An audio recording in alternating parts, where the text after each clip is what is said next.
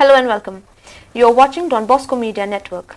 This is Deepika Lingdo bringing to you the news and events from Meghalaya. Let us first have a look at the headlines for today. Power Minister rectifies the cost of smart meter in the state. Several measures are taken up to regulate the entry of migrant labourers. Temporary suspension of the engineers by the management of MEECL was inappropriate. And BPL families are provided with free treatment in the Shillong Civil Hospital. And now the news in detail. Meghalaya Chief Minister Conrad Sangma today told the members of the Meghalaya Legislative Assembly in the course of the ongoing budget session that the state government is seized with a matter relating to relaxation of upper age limit for the youth applying for the government jobs. Time and again, steps have been taken to increase the age limit for STs, scheduled tribes, but there are pros and cons of this. He said in reply to a query raised by legislator Nujorki Sungo of the ruling bench. Mr. Sangma wanted to know from the Chief Minister whether the proposal put forward by the United Democratic Party UDP on upper age relaxation for appointments in the government sector is under active consideration of the government. He pointed out that thousands of youth could not apply for government jobs due to the existing age bar.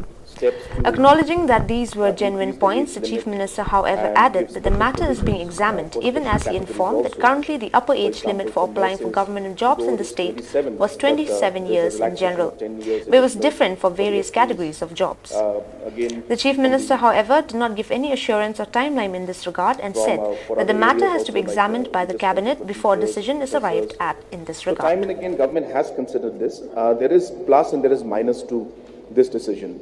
And normally the plus, of course, is the fact that the youth will have more time to prepare and to appear for different posts. So therefore, the employment opportunity does come in for the youth. The downside.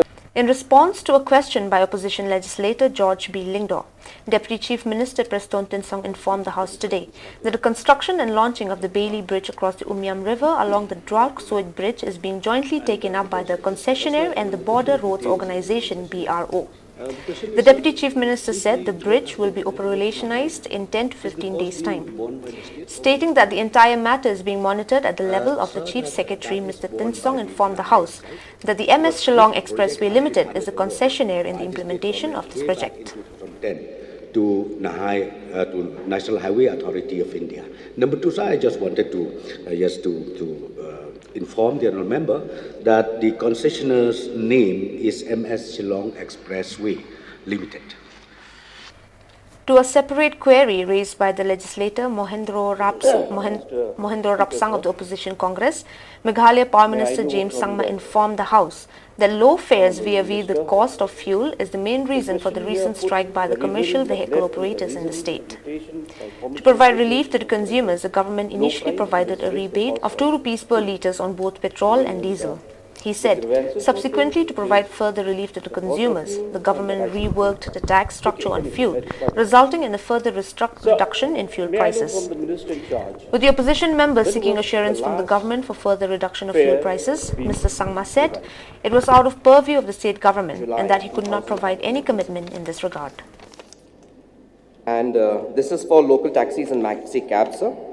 For bus and minibus, sir, was revised via notification number TPT 81/81 volume 2/51 dated 22nd of September 2005. Sir, looking at the reply, the revise was done quite a long time back, more than a year, 10 years or something like that. The Meghalaya State Health and Family Welfare Minister A.L. Heck today told the Assembly that the East Khasi Hills district has the highest rate of tobacco-related cancer in the country, even as he listed out several measures to deal with the ordeal. Replying to a query posed by legislator Sintar Klas Sun, the minister said, currently the cancer wing at the Civil Hospital Shillong is being used as a corona care centre. To a question raised by opposition legislator Maisel Amprin Lingdo of the Congress regarding the hardship faced by poor patients, the health minister said patients from BPL families are provided with free treatment in the Shillong Civil Hospital. East Khasi Hills district has the highest rates of tobacco-related cancer reported in India, as many as the 2/3, 66.9%, site related to tobacco use in both the gender 30.5, 30. Meghalaya Chief Minister Conrad Sangma listed out various steps Due taken to by the state absence government of for record ensuring compulsory proving registration the of valid marriages in marriage. the state.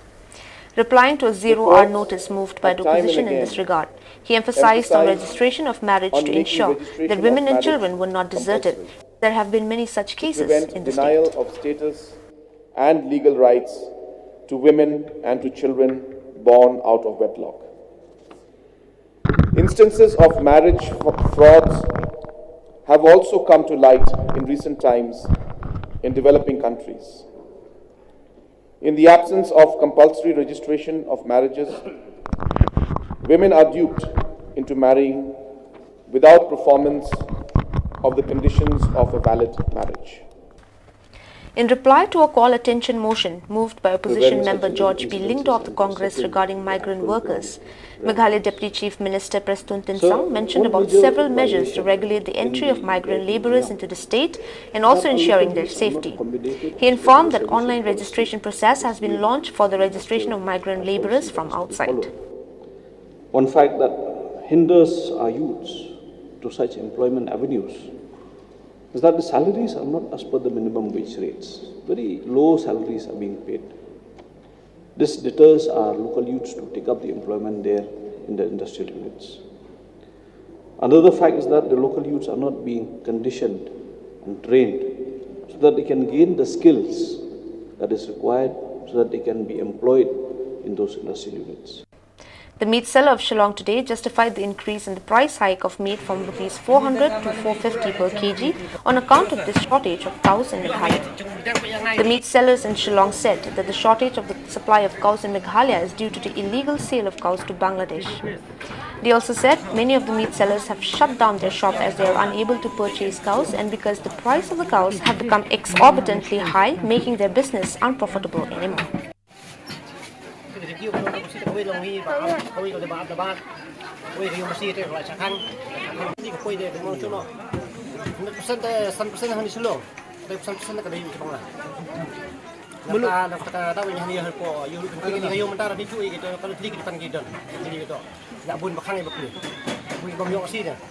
The employees of the MEECL today staged a demonstration at the MEECL Administrative Building at Lomjing Shai in Shillong to protest the suspension of superintending engineers.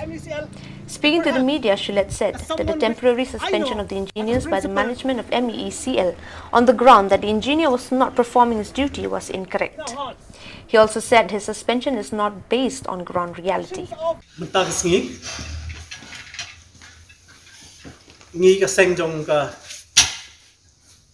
Junkie engineers,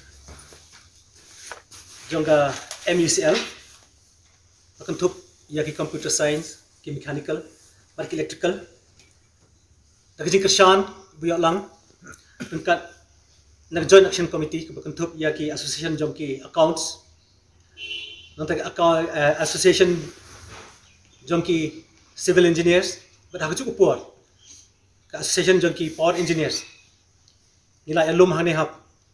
Pulau Jong ke MECL headquarter hapok Lomjing Shai bat penpau ya kajing persyak jongi halor kajing sya welcome siteng por jong iwei I member jong ke association jongi ibadai. As part of the program to preserve and conserve Mother Nature in its own way, many people came together through the 7th Asia Pacific Climate Change Adaptation Forum, which organized a webinar session, Inclusive Community-Focused Adaptation Efforts for Sustained Resilience and Development, on the 11th of March 2021 via the Zoom platform.